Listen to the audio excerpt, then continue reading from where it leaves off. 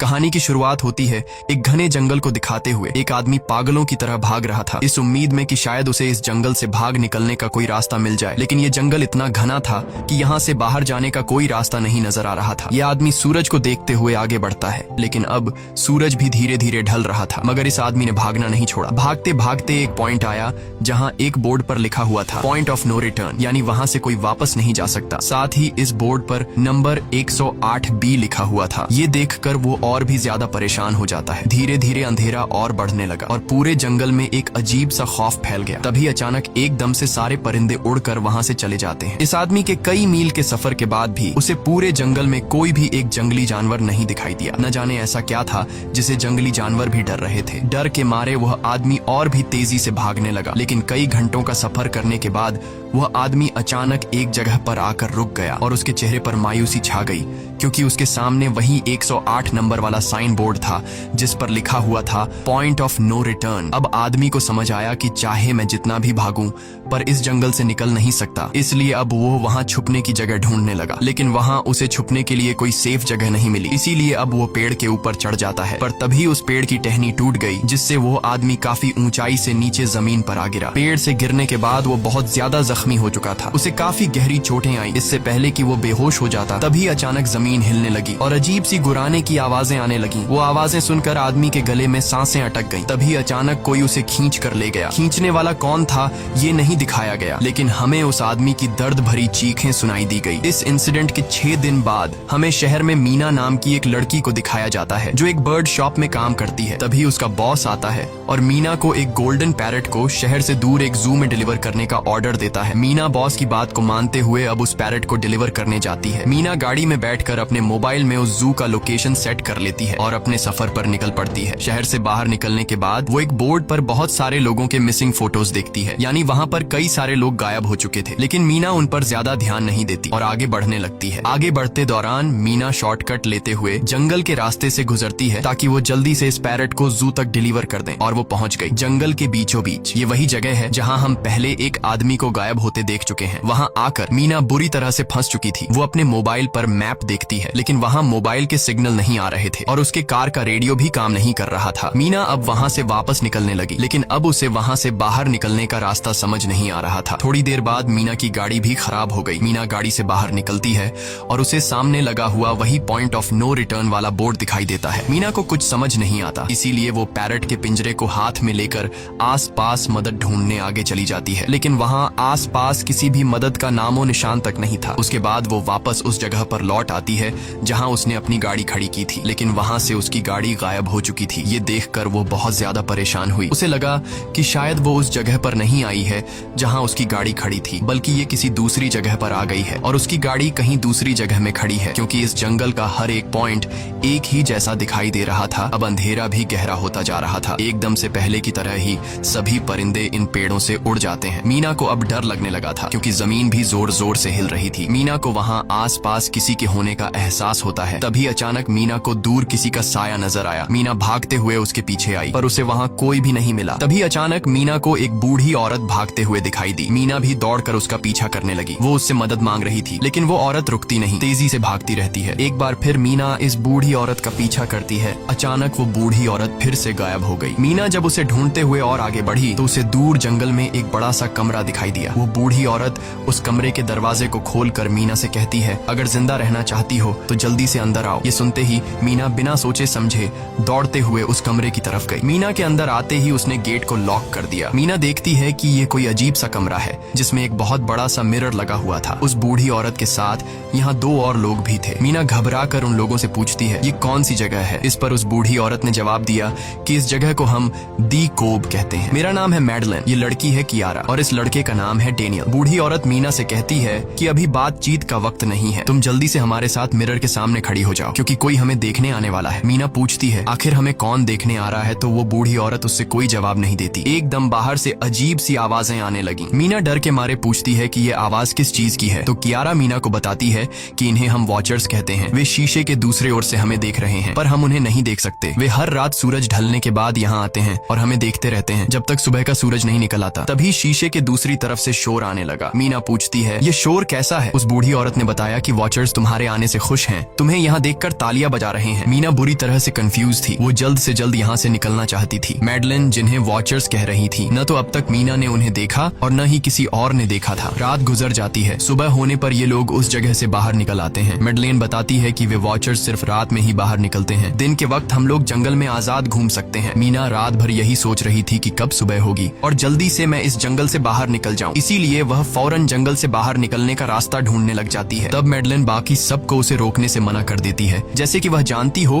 कि मीना इस जंगल से बाहर नहीं निकल सकती और वह जरूर वापस आएगी। बस मीना को जाते हुए मैडलिन बताती है कि तुम्हारा यह फैसला अच्छा नहीं है, इस जंगल से बाहर निकलने का कोई रास्ता नहीं है। रात होने से पहले हमें इस घर में वापस आना पड़ता है, अगर तुम लेट हो गई तो तुम अपनी जान से हाथ धो बैठोगी। मीना किसी की बात नहीं सुनती और अपने पैरट को लेते हुए तेजी से आगे बढ़ती है। थोड़ा सा आगे बढ़ने पर उसे वहीं पॉइंट ऑफ नो रिटर्न वाला साइन दिखाई देता है। उसे देखकर वो घबरा तो गई, लेकिन उसने हिम्मत नहीं हारी और सूरज को देखकर सूरज की डायरेक्शन में आगे बढ़ती रही, पर जंगल से निकलने में कामयाब नहीं हो सकी। आगे चलकर रास्ता ही खत्म हो गया। मीना ने देखा कि वो एक पहाड़ के टॉप पर खड़ी है, जहाँ से आगे दूर दूर तक जंगल के सिवा कुछ भी नहीं था। इसीलिए वो मायूस होकर नीचे बैठ जाती है। तभी अचानक उसके कंधे पर किसी ने हाथ रखा। वो डर गई और जब उसने पीछे मुड़कर देखा तो वो बूढ़ी औरत मैडलिन थी। यहाँ मैडलिन उसे हौसला देती है और कहती है कि सिर्फ तुम ही नहीं जिसने यहाँ से निकलने की कोशिश की और हार गई, हम भी तुम्हारी तरह ही हार कर यहाँ रुके हैं। यहाँ से बाहर निकलने का कोई रास्ता नहीं, चलो मैं तुम्हें कुछ दिखाती हूँ। मैडलिन मीना को जंगल की तरफ लेकर जाती है। मैडलिन मीना से कहती है, ये जंगल एक शिकारी है और हम सब उसका शिकार, अगर जिंदा रहना चाहती हो तो हमारे साथ ही रहो। मैडलिन उसे पॉइंट ऑफ नो रिटर्न वाले काफी सारे साइन बोर्ड दिखाती है, जो कि जंगल के चारों तरफ गोल घेरे में लगे थे और उनके बीच में था उनका कमरा। मैडलिन बताती है कि यह हमारे घर से आधे दिन के फासले पर लगे हैं, अगर इसे आगे गई तो वापस लौटना मुश्किल हो जाएगा, इसलिए कभी भी यह तुम्हें नजर आए तो तुम इन्हें इग्नोर मत करना। मीना पूछती है, ये सब किसने बनाया? तो वो जवाब देती है, ये एक प्रोफेसर ने बनाया है, लेकिन अब तक उसे किसी ने देखा नहीं है। अब रात हो जाती है, ये लोग वापस उस घर के अंदर आ जाते हैं। हर रात वॉचर्स उन्हें देखने के लिए आते थे। आज कियारा नामी लड़की उनके सामने डांस करती है और कहती है ये सब उन्हें पसंद है। ऐसा नहीं था कि इन चारों को हर रात वॉचर्स के सामने खड़ा ही रहना पड़ता था। ये लोग जो चाहते वह कर सकते थे, बस ये लोग उनकी तरफ अपनी कमर नहीं कर सकते थे। ऐसा करने पर वो लोग बहुत ज्यादा गुस्सा हो जाते थे। रात में तो उन्हें सिर्फ वॉचर्स का मसला था, लेकिन दिन में भी उन्हें बहुत मुश्किलों का सामना करना पड़ता था। ये लोग जंगल से हर रोज अपना पेट भरने के लिए कुछ न कुछ शिकार करके लाते थे, जिससे उनका गुजारा हो जाता। अगले दिन कियारा और मीना दोनों जंगल में शिकार करने जाती हैं। मीना कियारा से पूछती है कि आखिर ये वॉचर्स चाहते क्या हैं? कियारा बताती है, मुझे भी कुछ खास नहीं पता, लेकिन मैडलाइन कहती है कि ये वॉचर्स हमें देखते हैं, हमें ऑब्जर्व करते हैं, लेकिन अगर हमने वॉचर्स को देखा तो हम पागल हो जाएंगे, क्योंकि वॉचर्स बहुत ही खूंखार दिखते हैं। कियारा अब उसे एक गड्ढा दिखाती है और कहती है, ऐसे बहुत से गड्ढे इस जंगल में मौजूद हैं। दिन के वक्त सारे के सारे वॉचर्स उन गड्ढों में रहते हैं और रात में वो यहाँ से बाहर निकल आते। दिन के वक्त ये लोग इसलिए बाहर नहीं आ सकते क्योंकि सूरज की रोशनी उनकी स्किन जलाती है। कियारा मीना को बताती है कि वो 5 महीने पहले अपने पति के साथ इस जंगल में आई थी और तब से वो दोनों यहाँ फंसे हुए थे, पर आज से 6 दिन पहले मेरा पति जंगल में रास्ता ढूंढने निकला है। मुझे उम्मीद है कि वो जरूर वापस आएगा और हम सबको यहाँ से सेफली ले जाएगा। यहाँ हमें मालूम होता है कि असल में कियारा का हस्बैंड वही आदमी था जिससे हमने मूवी के स्टार्ट में देखा था, जिसे कोई यहाँ से खींच कर ले गया और अब वो मारा जा चुका है। इस तरह से बातें करते हुए ये दोनों कमरे के पास वापस लौट आए। यहाँ मैडलिन ने मीना को 3 रूल समझाती है जिंदा रहने के लिए। सबसे पहला ये कि वो रात के वक्त घर का दरवाजा नहीं खोलेगी। दूसरा, रात में वो आईने की तरफ अपनी कमर नहीं करेगी। और तीसरा ये कि दिन के वक्त वो उन गड्ढों के पास नहीं जाएगी और जितना हो सके रोशनी में रहेगी। जब तक तुम इन रूल्स को फॉलो करोगी तब तक तुम जिंदा रहोगी। लेकिन मीना को मैडलाइन की बातों पर बिल्कुल भी भरोसा नहीं होता। अब उस रात मीना इन वॉचर्स के बारे में जानना चाहती थी, इसीलिए वो शीशे के साथ कान लगाकर आवाजें सुनने की कोशिश करती है। जब उसे कुछ सुनाई नहीं देता तो मीना को मैडलिन की बताई गई वॉचर्स की बातें फेक लगने लगती हैं। इसलिए वह रूल्स को तोड़ते हुए अपनी कमर को शीशे की तरफ करके सो जाती है और ऐसा करने पर इन वॉचर्स को गुस्सा चढ़ जाता है। वो लोग जोर जोर से उस शीशे को मारने लग जाते हैं। शोर से मैडलाइन भी उठ जाती है और वह जल्दी से मीना को शीशे की तरफ खड़े रहने को कहती है और तब जाकर वो वॉचर्स का गुस्सा शांत होता है। यानी जब इंसान वॉचर्स को अपनी पीठ दिखाते हैं तो वह उसे खुद की इंसल्ट मानने लगते हैं। ये रात भी गुजर जाती है और अगले दिन मीना डेनियल के साथ शिकार पर निकलती है। वो डेनियल से पूछती है, क्या आज तक तुमने किसी वॉचर को देखा है? जिस पर डेनियल ने जवाब दिया कि मैंने भी आज तक वॉचर्स को नहीं देखा और जो भी वॉचर्स को देखता है वो जिंदा नहीं बच पाता। तब मीना डेनियल को समझाती है कि मुझे लगता है कि ये सब मैडलाइन की बनाई हुई कहानियां हैं जिसके अंदर वो हमें फंसा रही है। हमें जरूर उन गड्ढों को जाकर चेक करना चाहिए, शायद हमें यहाँ से बाहर जाने का कोई रास्ता मिल जाए। डेनियल भी यहाँ रहकर बहुत ज्यादा तंग हो चुका था और वो भी किसी तरह से रास्ता ढूंढकर इस जंगल से भाग निकलना चाहता था, इसलिए वो मीना की बात मान लेता है और वो दोनों गड्ढे के पास पहुंच जाते हैं। अब मीना अपने आप को रस्सी से बांधकर इस गड्ढे के अंदर उतरती है। रस्सी का दूसरा सिरा डेनियल ने पकड़ा हुआ था ताकि अगर मीना को कुछ भी हो वो जल्दी से मीना को बाहर की तरफ खींच ले। मीना नीचे गड्ढे में पहुंच जाती है जहां उसे बहुत सारा इंसानों का सामान मिलता है। मीना उस सामान को इकट्ठा कर लेती है। ये सारा सामान उन लोगों का था जो जंगल में वॉचर्स के शिकार हो चुके थे। डेनियल रस्सी के सहारे कैमरा, साइकिल और जरूरत का सारा सामान को बाहर ले आता है। मीना अब नीचे इंतजार करती है कि डेनियल कब रस्सी नीचे फेंकेगा और मैं ऊपर चली जाऊंगी। और इससे पहले कि मीना उस गड्ढे से बाहर निकल पाती, उसे गड्ढे के अंदर किसी के आने की हलचल सुनाई देती है। मीना जल्दी से डेनियल को रस्सी नीचे फेंकने की आवाज देने लगती है, लेकिन तभी मीना को पकड़ने के लिए एक वॉचर का हाथ बढ़ने लगता है। पर मीना धूप में खड़ी थी, इसलिए जब उस वॉचर के हाथ पर सूरज की रोशनी पड़ी तो उसका हाथ जलने लगा। इतने में डेनियल ने नीचे मीना के पास रस्सी फेंकी और मीना फौरन जल्दी से बाहर निकल आई। मीना पूरी तरह से डर गई थी। ये लोग उस सारे सामान को लेकर अपनी सेफ हाउस में आ गए, जहाँ मैडलिन ने उससे पूछा, ये सामान तुम्हें कहाँ से मिला? ये लोग झूठ बोल देते हैं कि ये सामान उन्हें इस जंगल से मिला। मैडलिन को इस जंगल में रहते हुए बहुत अरसा गुजर चुका था। वो जानती थी कि ये सामान उसे जंगल से नहीं बल्कि एक गड्ढे से मिला होगा। वो मीना से पूछती है, बताओ तुमने गड्ढे के अंदर क्या देखा? लेकिन मीना उसे कुछ नहीं बताती। ये लोग बहुत खुश थे कि आज रात ये लोग वॉचर्स को देख पाएंगे, क्योंकि मीना को गड्ढे के अंदर एक कैमरा मिला था। डेनियल किसी तरह जुगाड़ करके उस कैमरा को टीवी के साथ अटैच कर लेता है ताकि ये लोग भी टीवी पर वॉचर्स को देख पाएं। मैडलिन बार बार उन्हें समझाती है कि ये तुम लोग गलत कर रहे हो, लेकिन ये दोनों उसकी एक बात भी नहीं सुनते। आज रात ये लोग वॉचर्स के इंतजार में बैठे थे ताकि उन्हें वो देख पाए, लेकिन काफी रात होने के बावजूद भी आज कोई वॉचर उन्हें देखने नहीं आया और अब कुछ देर बाद उनके साथ कुछ अजीब सा होने वाला था। ये लोग बातचीत में मसरूफ थे कि तभी उनका दरवाजा खटखटाया जाता है, यानी दरवाजे पर किसी ने दस्तक दी। उन्होंने जल्दी से टीवी की तरफ देखा तो वहाँ उन्हें इंसानी टांगे दिखाई दे रही थीं। बाहर जो कोई भी था वो कियारा के हस्बैंड की आवाज में बात कर रहा था और वो जल्दी से दरवाजा खोलने को कह रहा था। कियारा को लगा कि जरूर उसका हस्बैंड यहाँ से बाहर निकलने का रास्ता ढूंढ आया है। वो जल्दी से उठकर दरवाजा खोलने के लिए जाती है, लेकिन मैडलिन बीच में आकर दरवाजा खोलने नहीं देती। वो कहती है कि मैं जानती हूँ बाहर तुम्हारा हस्बैंड नहीं है, क्योंकि मैडलिन जानती थी कि रात के इस अंधेरे में कोई भी इंसान इस कमरे तक नहीं पहुंच सकता। लेकिन कियारा को मैडलिन की बातों पर यकीन नहीं होता और वो दरवाजा खोलने की कोशिश करती है, जिसके बाद मैडलिन कियारा से कहती है कि वो तुम्हें फंसा रहा है, तुम उसका इम्तिहान ले लो, तुम उसे कोई ऐसी बात पूछो जिसके बारे में सिर्फ तुम या तुम्हारा हस्बैंड जानता हो। कियारा बाहर खड़े हुए इंसान से एक किताब के बारे में सवाल करती है जिसके बारे में उसे पता होना चाहिए था, लेकिन जब बाहर खड़ा हुआ इंसान कोई जवाब नहीं देता तो ये समझ जाते हैं कि ये वॉचर ही है। ये लोग जब दरवाजा नहीं खोलते तो वॉचर उनके बाहर लगाए हुए कैमरा को तोड़ देता है और यहाँ हमें एक बात पता चलती है कि वॉचर्स इंसान के रूप में भी खुद को बदल सकते हैं। वॉचर्स उनकी इस हरकत पर बहुत ज्यादा गुस्सा हो गए थे। वे बहुत तेजी से शीशे को मारने लगे जिससे शीशे में एक बड़ा क्रैक भी आ जाता है, लेकिन यहाँ मैडलिन समझदारी दिखाते हुए सबको लाइन से शीशे की तरफ खड़ा कर देती है, जिससे वॉचर्स का गुस्सा थोड़ा बहुत ठंडा हो जाता है और वे वहाँ से चले जाते हैं। अब यहाँ मीना मैडलिन को बताती है कि हमने गड्ढे में से ये सारा सामान चुराया था। ये सुनकर मैडलिन बहुत ज्यादा गुस्सा हो जाती है कि तुम लोगों ने दूसरा रूल भी तोड़ दिया। अगली सुबह मैडलिन उस गड्ढे से लाया हुआ सारा सामान उठाकर वापस उसी गड्ढे में फेंक देती है, जिससे उन वॉचर्स का गुस्सा थोड़ा शांत हो जाता है। मगर अब इन लोगों को जंगल में बहुत ही ज्यादा अजीब चीजें दिखाई देना चालू हो गई थी और उसका सबसे ज्यादा असर डेनियल पर होता है। डेनियल अचानक बात बात पर बहुत ज्यादा गुस्सा करने लग जाता है। दूसरी तरफ कियारा, जिससे पहले उम्मीद थी कि उसका हस्बैंड जिंदा है और वो यहाँ आकर उसे यहाँ से बचा लेगा, लेकिन अब उसे पता चल चुका था कि उसका हस्बैंड अब वापस नहीं आएगा, जिसकी वजह से वह अंदर ही अंदर पूरी तरह से टूट चुकी थी और वो डिसाइड करती है कि वह वॉचर्स के इन गड्ढों में कूदकर अपनी जान दे देगी, क्योंकि अब उसके पास जीने की कोई वजह नहीं रही। वह ऐसा करने ही वाली होती है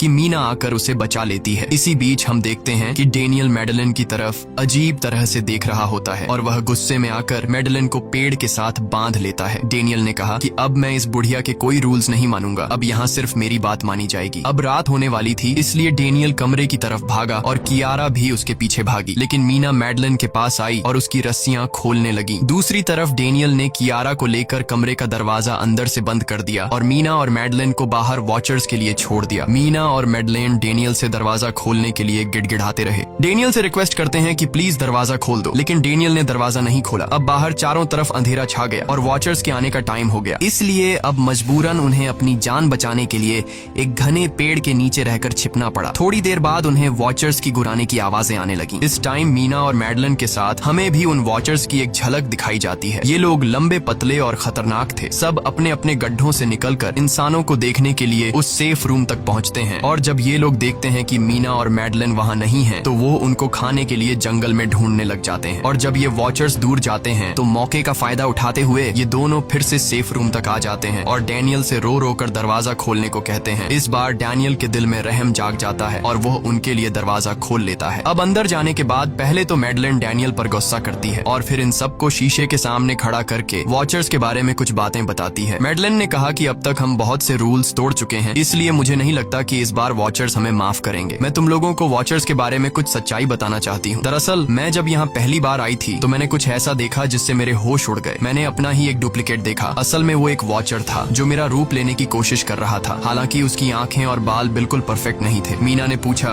कि आखिर ये वॉचर्स हैं क्या चीज, जिस पर मैडलिन ने जवाब दिया कि ये सारे क्रीचर्स फेरीज हैं जो किसी जमाने में इंसानों के साथ मिलकर रहते थे। फेरीज पंखों वाले एक जादुई जीव थे, लेकिन वक्त गुजरने के साथ इंसानों को फेरीज की शक्तियों से डर लगने लगा। इसीलिए इंसानों ने फेरीज को खत्म करने का सोचा। इंसानों की तादाद ज्यादा थी, इसलिए फेरीज इंसानों का मुकाबला नहीं कर पाए। इंसानों ने इन फेरीज को जंगल में एक बहुत बड़े गड्ढे के अंदर कैद कर लिया और उन्हें श्राप से हमेशा हमेशा के लिए इस गड्ढे में बंद कर दिया। उसके बाद फेरीज कई 100 सालों तक उस गड्ढे में कैद रहे, लेकिन फिर वक्त के साथ उन्होंने जमीन के अंदर खुदाई करके निकलने के रास्ते बना लिए। आज वही फेरीज वॉचर्स के रूप में गड्ढों से निकलकर हमारे सामने आते हैं। हालांकि कई 100 सालों तक जमीन के अंदर रहने की वजह से उन्होंने अपने पंख और जादुई शक्तियां खो दी और साथ ही उन्हें सूरज की रोशनी से तकलीफ होने लगी, लेकिन अब भी उनमें रूप बदलने की शक्ति है। इस पर डैनियल ने मैडलिन से पूछा कि ये वॉचर्स हमसे क्या चाहते हैं और ये हर रात हमें देखते क्यों हैं, जिस पर मैडलिन ने बताया कि ये वॉचर्स एक बार फिर से जंगल से निकलकर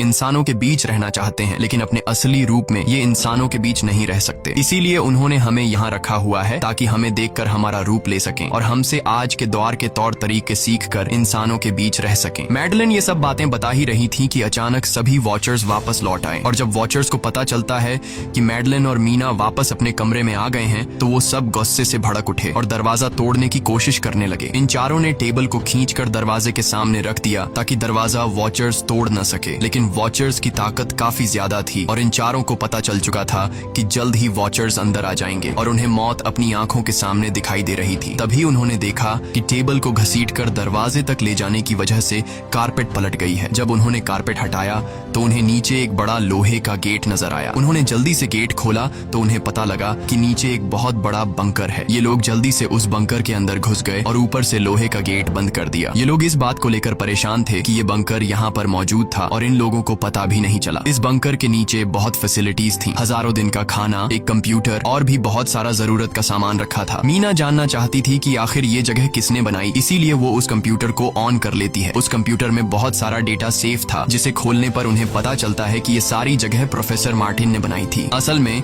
प्रोफेसर को इन क्रीचर्स के बारे में पता था। वो इन वॉचर्स पर रिसर्च करना चाहता था, इसीलिए उसने ये बंकर बनाया था। पैसों का लालच देकर वो दूसरे इंसानों को काम के लिए यहाँ लेकर आता था और रात के वक्त मजदूरों को ऊपर कमरे में छोड़कर खुद यहाँ आकर छुप जाता था और वो वॉचर्स फिर उन इंसानों को खा जाया करते थे। अगली वीडियो में डॉक्टर मार्टिन बताते हैं कि उनकी रिसर्च के दौरान उन्हें एक सबसे अलग फेरी मिली जो रोशनी में भी उन गड्ढों से बाहर आ सकती थी। डॉक्टर बताता है कि उस वॉचर ने एक बच्ची का बिल्कुल परफेक्ट रूप ले लिया था जिसे कोई पहचान नहीं सकता था। वो बहुत अच्छी थी, उसने डॉक्टर मार्टिन को मारा नहीं। डॉक्टर मार्टिन उसे यहाँ ले आया। तभी प्रोफेसर ने कैमरा को दूसरी तरफ मोड़ा। तब उन्होंने देखा कि प्रोफेसर ने उस छोटी सी बच्ची के रूप में आए वो क्रीचर को पिंजरे में कैद कर लिया है। पता नहीं डॉक्टर उसके साथ कौन सा एक्सपेरिमेंट करने वाला था। उस कंप्यूटर में बहुत सी वीडियोस थी और हर वीडियो में कुछ न कुछ बताया हुआ था। मीना बस ये जानना चाहती थी कि आखिर में क्या हुआ, इसीलिए वो सबसे आखिरी वीडियो प्ले करती है जिसमें वह देखती है कि प्रोफेसर खुद को और उस फेरी को मारने वाले हैं। मरने से पहले वह इस जंगल में फंसे हुए लोगों के लिए यहाँ से निकलने का रास्ता बता देता है और कहता है कि शाम में जिस डायरेक्शन में परिंदे भागते हैं उस डायरेक्शन में भागने से वे लोग इस जंगल से निकल सकते हैं। उसने इस रिकॉर्डिंग मैसेज में कहा था कि अगर कोई इस जंगल से निकलने में कामयाब हो गया तो यूनिवर्सिटी में जाकर मेरी सारी रिसर्च तबाह कर देना। मैंने यहाँ आकर बहुत बड़ी गलती कर दी। उसके बाद प्रोफेसर ऊपर चले गए और फिर 2 गोलियों की आवाज आई, जिससे उन्हें समझ आया कि प्रोफेसर ने पहले उस फेरी को मारा और फिर खुद को गोली मार दी। आज रात ये चारों बहुत खुश थे क्योंकि उन्हें इस जंगल से जान छुड़ाने का रास्ता मिल गया था। अगली सुबह सभी लोग अब बंकर से बाहर निकलते हैं तो देखते हैं कि उनका सेफ हाउस उन वॉचर्स ने पूरी तरह तबाह कर दिया है और आज के दिन उन्हें लाजमी इस जंगल से निकलना होगा, वरना ये लोग मारे जाएंगे क्योंकि रात को अब उनके पास छिपने के लिए कमरा भी नहीं बचा था। ये लोग अब यहाँ जंगल से निकलने के रास्ते में बढ़ने लगते हैं। वो परिंदे जिनके बारे में प्रोफेसर बता रहे थे वे तो शाम को उड़ने वाले थे, लेकिन उन्हें शाम होने से पहले जंगल से बाहर निकलना था। इसलिए मीना अपने पास मौजूद पैरट को आजाद कर देती है। जिस डायरेक्शन में वह उड़ता है उसी डायरेक्शन में ये लोग चलने लग जाते हैं। चलते हुए रास्ते में ही उन्हें एक कब्र मिली। मैडलेन उस कब्र को देखकर बताती है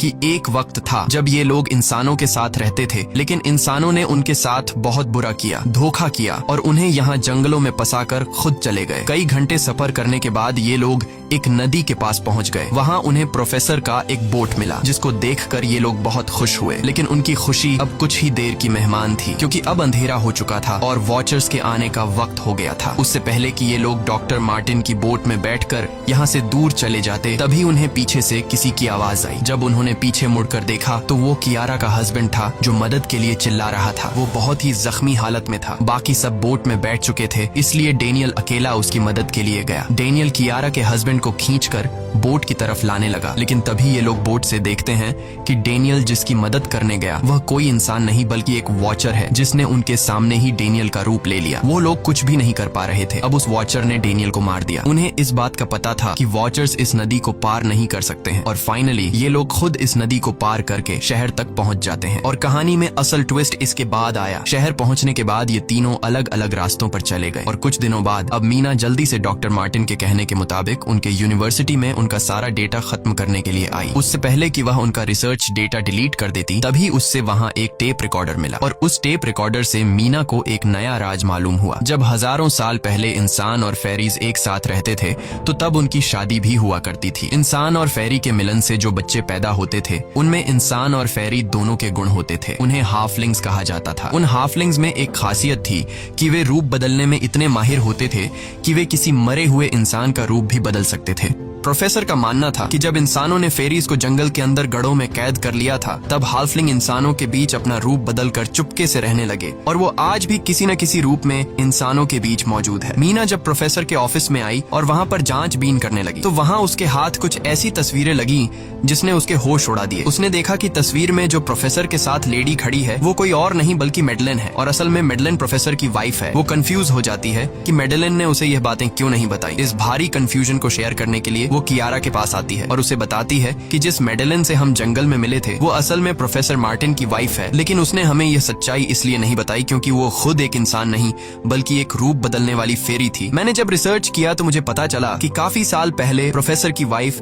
मैडलेन कैंसर की वजह से मर गई थी। ये सुनकर कियारा कहती है कि फिर वो मैडलेन कौन थी जो इतने समय से हमारे साथ थी। इस पर मीना कहती है, मुझे सब समझ आ रहा है। दरअसल प्रोफेसर अपनी वाइफ के मरने से बहुत दुखी थे और उसे हर हाल में वापस पाना चाहते थे और जब प्रोफेसर को इन रूप बदलने वाली फेरीज के बारे में पता चला तो प्रोफेसर ने उस रूप बदलने वाली फेरी को पिंजरे में कैद किया जो एक बच्ची का परफेक्ट रूप लेकर उनके पास आई थी। प्रोफेसर ने अपनी वाइफ की फोटो दिखाते हुए उस फेरी को अपनी वाइफ मैडलेन जैसा बना दिया क्योंकि वो फेरी बाकी फेरीज से अलग थी। वो दिन में भी बाहर आ सकती थी। मीना ने कहा कि मैंने मैडलेन को यहाँ बुला लिया है, हमें किसी तरह से करके उसे वापस जंगल भेजना होगा। तभी एक कार वहाँ आकर रुकी। जब उस कार से जो इंसान उतरा उसे देखकर मीना के गले में सांस अटक गई। वो कियारा थी, यानी कि अब तक जो मीना के साथ थी वो मैडलेन थी। उसने कियारा का रूप ले रखा था। कियारा जैसे ही घर के अंदर आई तभी मैडलेन ने कियारा के हस्बैंड के रूप में बदलकर उसे बेहोश कर दिया। मीना ने मैडलेन से कहा, आखिर तुम चाहती क्या हो? जिस पर मैडलेन गुस्से में आकर कहा, मैं फेरीज की सबसे अलग मखलूक हूँ। मेरे सभी साथी बचपन से मुझे चिढ़ाते थे। वो मुझे अपने साथ नहीं रहने देते क्योंकि मैं सबसे अलग थी। मैं उस जंगल में अकेली पड़ चुकी थी और मैं उस जंगल से निकलकर बाहर लोगों के साथ मिलकर रहना चाहती थी। फिर एक दिन प्रोफेसर उस जंगल में आया।